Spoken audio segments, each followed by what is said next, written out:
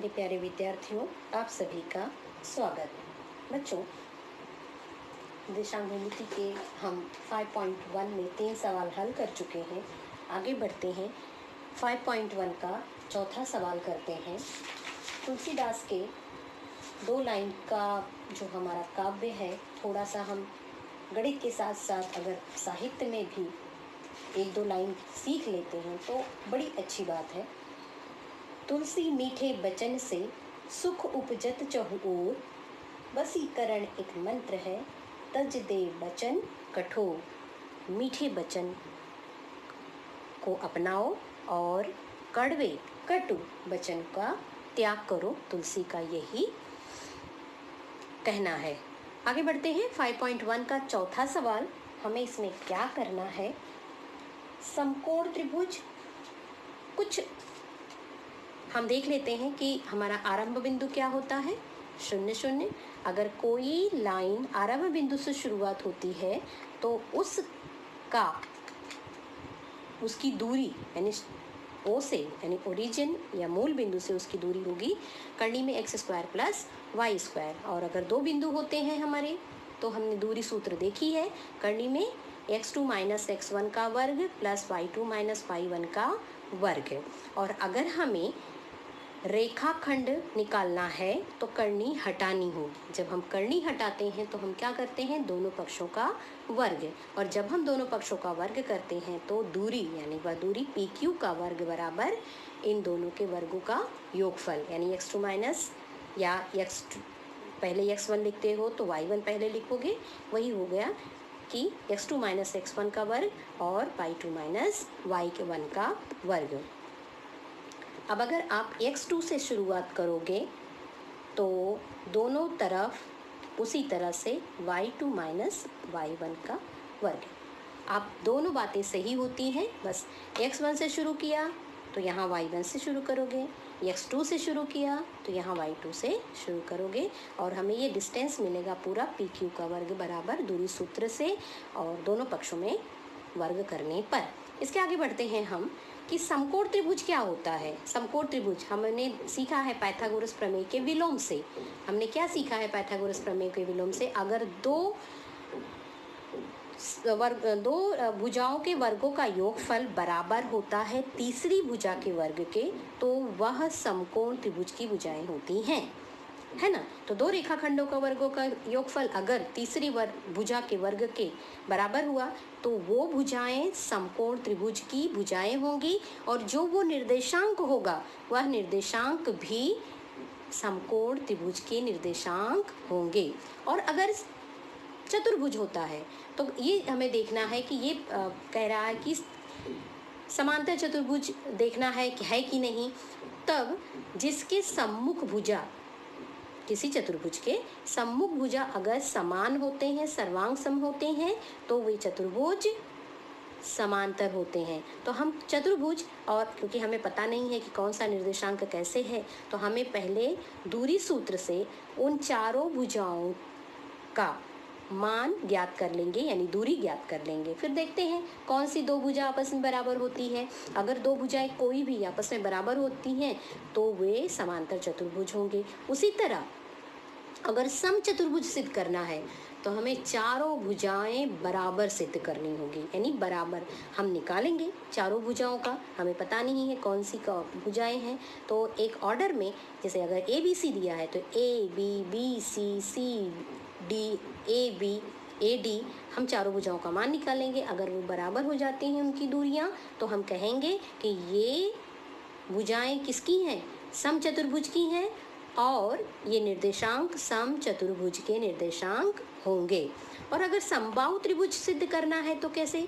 समबाहु माने जिनकी तीनों भुजाएं सर्वांग सम, तो हम तीनों भुजाएं ज्ञात करेंगे। अगर ABC है तो AB, AC और BC तीनों ज्ञात कर लेंगे। अगर तीनों का माप बराबर है, दूरी बराबर है, तो हम कहेंगे ये समबाहु त्रिभुज है, और जो निर्देशांक दिए हैं वो समबाहु त्रिभुज के निर्देशांक हैं। तो ये ऐसी शर्तें होती हैं। तो हम सबसे पहले परिभाषा लिख देंगे, इसके बाद दूरी सूत्र से उन भुजाओं का मान निकालेंगे, और फिर अपना जो निष्कर्ष है वो हम लिख देंगे।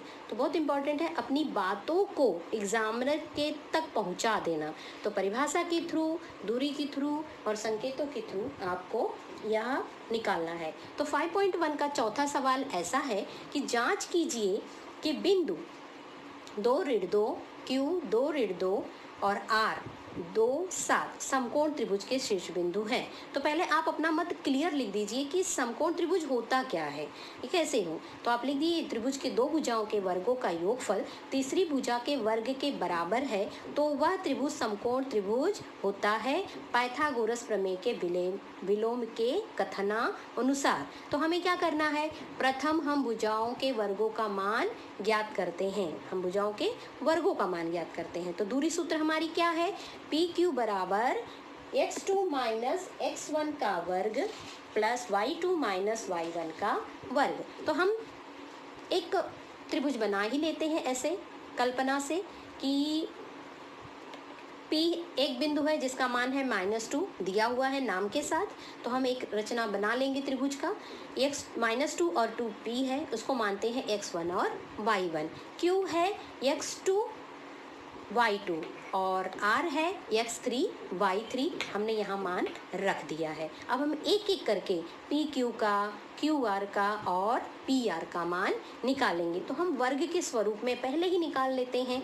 तो PQ बराबर हमने सूत्र लिख दिया। अब सूत्र लिखने के बाद हम क्या करेंगे, दोनों पक्षों का वर्ग करेंगे। तो जब हम दोनों पक्षों का वर्ग करेंगे तो हमें क्या मिलेगा, PQ का वर्ग बराबर x2 माइनस x1 का वर्ग प्लस y2 माइनस y1 का वर्ग। तो हम यहाँ लिख देते हैं दोनों पक्षों का वर्ग करने पर। ठीक है बच्चों, तो हमने ये लिख दिया और वर्ग किया तो हमें PQ और जो मान वहाँ दिया है मान हम रखते जाएंगे। कौन सा, x2, ये अगर x2 है हमने माना है तो x2 माइनस x1 का वर्ग y2 माइनस y1 का वर्ग। x2 2 है, माइनस ऑफ माइनस फिर वर्ग प्लस y2 2 है, 2 माइनस 2 का वर्ग है। Minus 2 minus minus, minus of minus plus हो गया, यानी 2 धन 2 का वर्ग 4 हो गया। 2 में से 2 गया 0, यानी कि 0। तो उत्तर कितना हमें आया, 4 का वर्ग यानी कि 16। हमें पहला हमारा क्रमांक मिला। हम आगे बढ़ते हैं। अब हम निकालेंगे इसी प्रकार सूत्र हमने एक बार लिख दिया तो बार बार लिखने की ज़रूरत नहीं होगी। तो डायरेक्ट हम लिख सकते हैं इसी प्रकार QR बराबर क्या होगा, QR हमने यहाँ लिख दिया x3 माइनस x2 का वर्ग प्लस y3 माइनस y2 का वर्ग और लिख दिया मान हम यहाँ पर x3 2 है, 2 माइनस 2 का वर्ग प्लस 7 माइनस 2 का वर्ग हमने मान रखा और हमने हल किया। 2 माइनस 2 0 हो गया और 7 माइनस 2 5 का वर्ग कितना मिल गया बच्चों हमें, 25। अब PR इसी प्रकार PR हम निकालेंगे x3 माइनस x1। यहाँ पर अभी इस तरह से, यहाँ पर x3 माइनस x1 का वर्ग y3 माइनस y1 का वर्ग।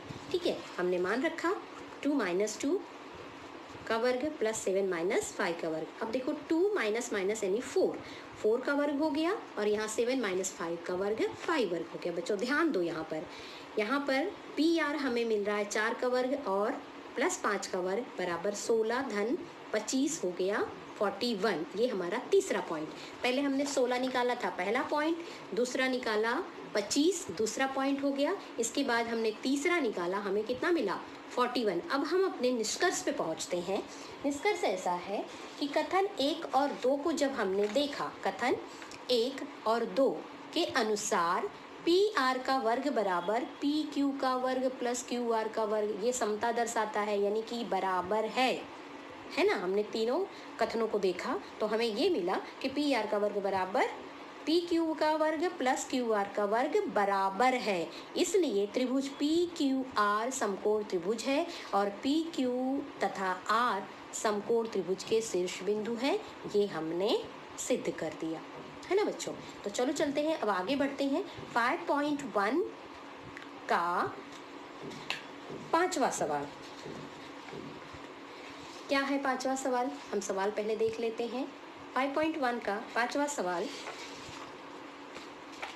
सिद्ध कीजिए कि P निर्देशांक हमें दिया हुआ है P, Q, R और S ये शीर्ष बिंदु समांतर चतुर्भुज हैं या नहीं, ये हमें सिद्ध करना है। तो कैसे करेंगे हम? यदि किसी, तो जो हमारी परिभाषा है हम पहले वही लिख लेते हैं। यदि किसी चतुर्भुज के सम्मुख भुजा समान या सर्वांग सम हो तो वह चतुर्भुज समांतर चतुर्भुज कहलाता है। तो अब हम ऐसे एक आकृति जनरल मान लेते हैं कि क्योंकि नाम तो दिया ही है और हम एक क्रम में लिखते हैं किसी भी चतुर्भुज का नाम, तो लिख लिया P, Q, R, S और उनका हमने क्या किया, मान रख दिया। अब मान लीजिए और वहाँ पर मान रख दीजिए, तो इससे आपको क्या होगा, दूरी सूत्र से भुजाओं का मान निकालने में आसानी होगी। तो हमने मान लिया P है 2 - 2 x1 और y1 है, Q x2 y2 है और R x3 y3 है, S x2 y4 है। इस तरह से हम अब आगे जैसे जैसे हमारे निर्देशांक बढ़ेंगे हमारे मानने का जो क्रम है वो बढ़ता जाएगा। तो अब हम दूरी सूत्र से PQ को ज्ञात करेंगे। PQ बराबर x2 - x1 का वर्ग प्लस y2 - y1 का वर्ग। मान रख देंगे क्योंकि हमने यहाँ पर x1, y1, x2, y2 सारे मान लिख दिए हैं। तो यही देखकर आप अपने मान को रख दीजिए। x2 कितना है, x2 7, x1 कितना है 2, 7 - 2 प्लस का वर्ग प्लस 3 माइनस ऑफ 2 का वर्ग, यानी 7 में से 2 गया 5 का वर्ग, 3 माइनस ऑफ माइनस प्लस हो गया, माइनस माइनस का बुरा प्लस हो गया, 3 2 5, 25 का वर्ग और 25 का वर्ग यानी कितना हो गया, 2 25 हो गए, 25 धन 25 यानी 2 गुणे 25 2 बार, तो एक 25 का वर्गमूल हो गया 5 और करनी में 2। तो हमें एक पहला कथन मिल गया। अब आगे बढ़ते हैं। दूसरा कथन हमें क्या निकालना, हमने PQ निकाल लिया। अब हमें क्या निकालना है, आगे बढ़ के QR निकालते हैं हम। QR वही मान रख देंगे और QR x3 - x2 का वर्ग प्लस y3 - y2 का वर्ग और हमने मान रख दिया जो हमने मान यहाँ पहले ही मान लिया था, x3 कहाँ है, x3 ये है 11 - 7 और -1 का -3 और मान रखते हुए हम उसको हल कर देते हैं। हमें क्या मिला, 11 11 - 5 7 4 का वर्ग प्लस माइनस यानी कि ऋण कुल ऋण कितना हो गया, ऋण 4 उनका वर्ग 16 और ऋण 4 का भी वर्ग 16, तो यानी 2 टाइम्स 16, तो 16 का वर्गमूल 4 करनी में 2, ये हमें दूसरा मिला 4 करनी में 2। आगे बढ़ते हैं। RS x4 - x3 और y4 - y3 जैसे हमने यहाँ डायग्राम में लिख दिया है, वहीं से डायग्राम आपके सामने होगा। मुझे बार बार आपके सामने लाने में हो रहा है, लेकिन आपके सामने होगा, आप फटाफट मान रखिएगा। मान रख के निकाल दिया, x4 - यानी 6 - 11 का वर्ग, -6 का माइनस करोगे -1, इसलिए ऋणात्मक संख्या को बच्चों बहुत ध्यान से, यही चीज़ यहाँ मैं बार बार वही दोहराती हूँ कि माइनस संख्याएं हैं उसको बार बार आप ब्रैकेट में रख कर ही सॉल्व करोगे तो अच्छे से रिजल्ट मिलेगा। 6 - 11, एक धन एक ऋण घटाओ, बड़े अंक का चिन्ह लगाओ, लगा दिया, माइनस है और यहाँ माइनस ऑफ माइनस धन हो जाता है, यानी माइनस का गुणा माइनस में धन हो गया।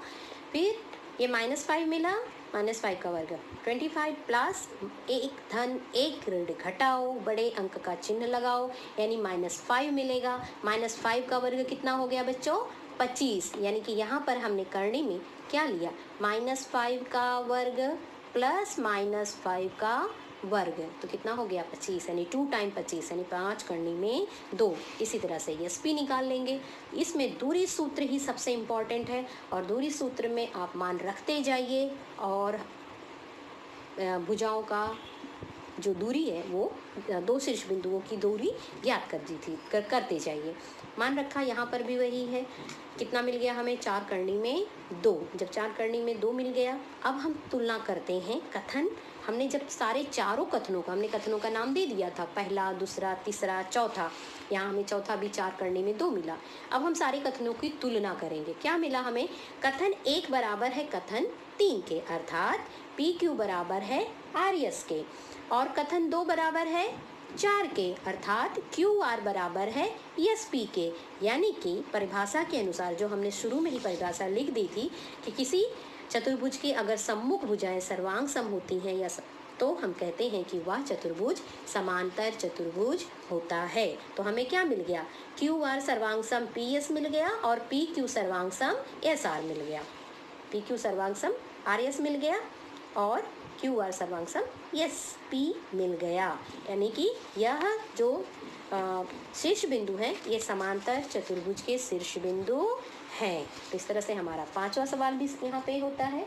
अब हम बढ़ते हैं बच्चों, जो छठा सवाल है ये आप करिए, क्योंकि छठा सवाल एकदम 5वें सवाल के जैसा ही है। ऐसे ही आकृति बनानी है और सूत्र द्वारा आपको चारों भुजाएं ज्ञात करनी है, और अंत में आपको यही लिखना है कि क्योंकि चारों भुजाएं सर्वांग सम है, इसलिए ये सम चतुर्भुज की भुजाएं हैं। और पहले ही आप कथन में लिख दोगे यस किसी चतुर्भुज की चारों भुजाएं, समभुजाएं की बजाय आप क्या लिखोगे? चारों भुजाएं अगर समान हैं तो वो सम चतुर्भुज कहलाते हैं। इसी तरह से आप छठा खुद करिएगा, क्योंकि कुछ सवाल आप खुद करेंगे, आपके अभ्यास से ही आपको सारे सवाल अच्छी तरह से आ जाएंगे। तो बढ़ते हैं 7वें सवाल की तरफ। 7वां सवाल हमारा क्या है, देखते हैं। यदि बिंदु यल और यम के बीच की दूरी कितनी है? 10, तो यक्स का मान ज्ञात। अब क्या दिया है कि दूरी दे दी गई है, यल और यम के बीच की दूरी 10 है, ये दे दी गई है। और यल का जो यक्स निर्देशांक वो हमें नहीं पता है, और वाई निर्देशांक पता है, यम का दोनों निर्देशांक पता है। तो दूरी सूत्र से आपको एक समीकरण बनाना है और उस समीकरण को हल करके आपको यक्स का निर्देशांक ज्ञात करना है। ठीक है, तो यल यम दिया है 10, ये हमारा दत्त है। एक जब भी आप दूरी सूत्र से तो आप एक डायग्राम बना ही लीजिए कि भाई ये यल है और यम है, इसकी दूरी हमें दी हुई है, कितनी है? 10 है, और ये x1 है, y1 है, x2 और y2 है ना। तो यहाँ अब x1 y1 मानने का मतलब कि ये x है और ये 7 है, और x2 और y2 अगर हम लेते हैं तो ये, और यहाँ पर हम अपना मान रख देते हैं। तो x निर्देशांक का अंतर, y निर्देशांक का अंतर। अब डायरेक्ट लिखोगे तो भी चलेगा, x1 y1 और x2 y2 मानकर लिखोगे तो भी चलेगा। अब शायद लेकिन हमारी प्रैक्टिस हो गई है तो हम x निर्देशांकों का अंतर और y निर्देशांकों का अंतर लिख लेते हैं। तो x-1 का वर्ग प्लस 7 माइनस, यानी इस y, x में से x निकाला, y में से y। ठीक है, तो x-1 का वर्ग 7 माइनस 15 का वर्ग LM बराबर दूरी सूत्र के द्वारा। अब हम मान रख दिया और हल करेंगे, क्योंकि अब करनी हटाएंगे तब आगे हमें सवाल हल करने में आसानी होगी। तो दोनों पक्षों का वर्ग करने पर, दोनों पक्ष का वर्ग किया, 10 का वर्ग किया तो कितना मिला हमें? 100। तो आप चाहे यहाँ पहले ही लिख दीजिए वर्ग, इसके बाद लिख दीजिए दोनों पक्षों का वर्ग करने पर। तो 10 का वर्ग 100 हो गया और करनी हट गई तो क्या मिला? x-1 का होल वर्ग प्लस -8 का वर्ग। अब इसका एक्सपांड कर दीजिए आप, x-1 का x² - 2x + 1 और -8 का वर्ग 64। ठीक, और इसके बाद संख्याओं का पक्षांतर कीजिए। कौन सी संख्या? अब यहाँ देखोगे, इसको जोड़ दीजिए। 64 + 1 कितना हुआ? 65। तो 100 और इस 65 को यहाँ लाइए, माइनस हो जाएगा 65, और यहाँ क्या बचा? x² - 2x। अब हमें ये एक वर्ग समीकरण मिलता है, यानी त्रिपद मिलेंगे। तो क्या मिला? x² - 2x, और यहाँ जो हमने घटाया तो कितना मिला? 35। हमने क्या किया? सबको पक्षांतर कर दिया। ये संख्या, ये हमने खाली जस्ट यहाँ पर ला दी और 100 - 65 को यहाँ कर दिया। इसको भी हमने पक्षांतर किया और हमें मिलता है एक त्रिपद। आपने बहुत सारे त्रिपद सॉल्व किए होंगे। तो इस त्रिपद का हमें गुणनखंड निकालना होता है तो कैसे निकालते हैं हम? ये -35 है तीसरा पद, -35 है, और जो दूसरा पद है हमारा मध्य पद जिसे कहते हैं वो है -2। तो जब तीसरा पद ऋणात्मक हो तो हम ऐसा गुणनखंड करते हैं 35 का जिसका अंतर आए 2, तो पहले हम 2, तो 7 × 35 ऐसी संख्या है जिसका गुणनफल 35 होता है और दोनों का अंतर 2 होता है। अब हम आते हैं, क्योंकि हमारा तीसरा पद ऋणात्मक है तो हमें गुणनफल 1 ऋण लेना पड़ेगा। गुणनफल के जो 2 गुणनखंड हमने किए हैं उसमें एक ऋण और एक धन। तो ये हम कब डिसाइड करेंगे? मध्य पद को देखकर। अगर मध्य पद ऋण है तो बड़ी संख्या ऋण होगी, मध्य पद अगर धन है तो बड़ी संख्या धन होगी, क्योंकि हम क्या करते हैं, एक धन एक ऋण घटाओ, बड़े अंक का चिन्ह लगाओ। तो जो बड़ा होगा वही डिसाइड करता है कि बड़ी संख्या धन होगी या ऋण। तो यहाँ ऋण था तो इसलिए बड़ी संख्या ऋण हो गई। तो हमने इसको, जो त्रिपद होता है, हम खंड करके उसको 4 पद में व्यक्त करते हैं। तो क्या हो गया? x² - 7x + 5x, और कॉमन लेते हैं जैसे आपको हल करना आता ही होगा। तो हमें ये मिला x - 7 x + 5, ऐसे 2 गुणनखंड मिले और इनका गुणनफल होता है 0। इसका मतलब या तो x - 7 बराबर 0 या तो x + 5 बराबर 0। इसका मतलब x बराबर 7 या x बराबर ऋण 5। इस तरह से हमें x के कितने मान मिल गए बच्चों? 2 मान मिल गए। तो हमारा उत्तर मिल गया x बराबर 7 या x बराबर ऋण 5। ये आपका उत्तर हो गया। तो अब देखिए, आप सवाल दूरी से था, दूरी से आप त्रिपद पे आ गए, गुणनखंड विधि। तो आप एक जानकारी जैसे ही सीखते हो वो जानकारी आपको कब और कहाँ इस्तेमाल करनी होगी आपको खुद भी नहीं पता होगा। इसलिए अपने ज्ञान को संचित करना सीखिए, संचित करते रहिए, सीखते रहिए और प्रैक्टिस करते करते वो अपने आप संचित होती रहती है। तो चलो बढ़ते हैं अब अगले तरफ, और 5.1 का 8वां सवाल हम हल करते हैं। क्या है सवाल वो पहले देख लेते हैं।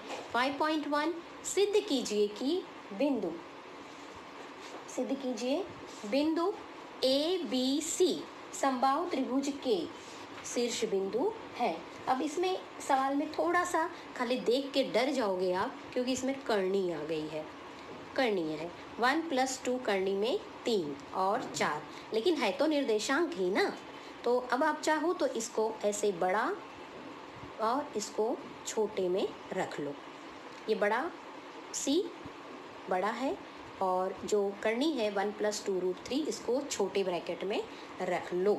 ठीक है, तो अब हम क्या करते हैं, ये समबाहु त्रिभुज के शीर्ष बिंदु है कि नहीं। तो हमें क्या करना होगा, जिस त्रिभुज की तीनों भुजाएं सर्वांग सम हो वह त्रिभुज समबाहु त्रिभुज कहलाता है। ये हमारी परिभाषा है।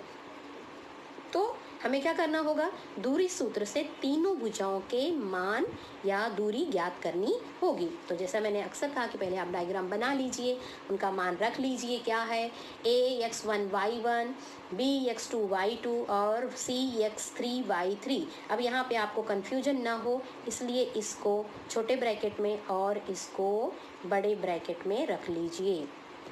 बिल्कुल, क्योंकि 1 + 2√3 ये x निर्देशांक कौन सा है, x2 है और x3 है और y3 कितना है, 4 है। बस यही बात अगर आप अच्छे से ध्यान रखोगे, दूरी सूत्र में मान रखोगे तो आपको तकलीफ नहीं होगी। बहुत कॉन्सेंट्रेट होके ध्यान से निर्देशांकों को आपको मान में रखना है। तो ए बी, दूरी सूत्र से हम ए बी ज्ञात करेंगे। ए बी x2 - x1 का वर्ग प्लस y2 - y1 का वर्ग, और मान रख देंगे। x2 और y1 में कहीं कोई तकलीफ नहीं आएगी, सिंपल सा है। तो 1 - 1 0 हो गया, यहीं पे देखो 1 - 1, यहाँ पे 1 - 1 0 हो गया। 6 - 2 4, यानी 4 का वर्ग हो गया 4। हमें मिला कथन 1। अब बढ़ते हैं कथन दूसरी की तरफ। BC बराबर x3 - x2 का वर्ग प्लस y3 - y2 का वर्ग। यही पे ध्यान देने बच्चों बात है। x3 क्या है, 1 + 2√3। तो x3 माइनस x2 कितना है 1, तो इसी को ब्रैकेट में रखोगे। देखो मैंने इसलिए इसको ब्रैकेट में आपको दिखा दिया है कलर से।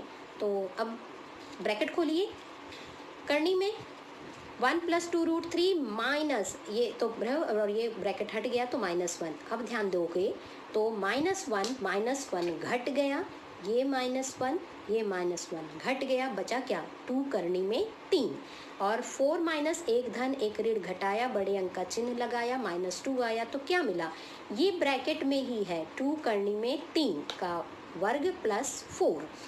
अब जब हम किसी करनी को हल करते हैं तो यहाँ बच्चों 2 करनी में 3 है और इसका वर्ग है, तो हम अलग अलग इसका वर्ग 2 का वर्ग 4, करनी में 3 का वर्ग 3, क्योंकि जब वर्ग करते हैं तो करनी हट जाती है, तो करनी हटी और वही संख्या रह गया, तो कितना हो गया 4 × 3 12।